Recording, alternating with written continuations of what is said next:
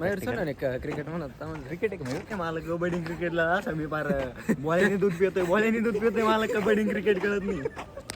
तर नमस्कार मित्रांनो, रोजच्या सारखं आज देखील कॉलेजला आलो होतो. कॉलेजला लेक्चर वगैरे केले, त्यानंतर जेवण करून घेतलं आणि आता प्रॅक्टिकलला जायचंय. आम्ही नरकात जरी गेलो ना तरी मास्तर आम्हाला प्रॅक्टिकल करण्यासाठी परत एकदा बोलवीन, मग म्हणून तुम्ही नरकात जा. असा विषय आमचा प्रॅक्टिकल. रोज प्रॅक्टिकल रोज प्रॅक्टिस असं कसं कारण झालं नाकात दम आणलाय आमच्या नाकात. तुला तर काही वाटत नाही प्रॅक्टिकल बद्दल? मला असं वाटतंय की प्रॅक्टिकल करच नाही, पण काय दादा मला पण करावंच लागणार आहे नाही का आता. प्रॅक्टिकलला जायच्या आधी आप्पा म्हटला थोडी चॉकलेट घेऊ. आता विषय असा आहे की आप्पाचा किस्सा मोठा आहे ना, आप्पा चॉकलेटचा 60 आहे.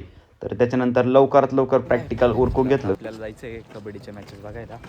कबड्डी प्रॅक्टिकल काही कबड्डी आहे बाबा. कबड्डी झाली आता सुटले प्रॅक्टिस कमी पडते थोडं आहे थोडं खाली झाली. नाही लगेच लागणार. जेव्हा आम्ही सामने बघायला गेलो तेव्हा सुट्टी झालेली होती. त्यानंतर मग आम्ही बसून घेतलं. इकडं टीमची पण एंट्री झाली.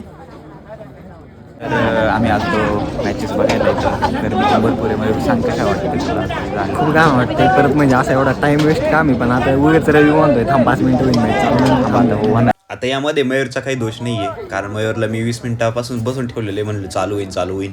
फायनली टॉस झाला होता आणि रेड पण चालू.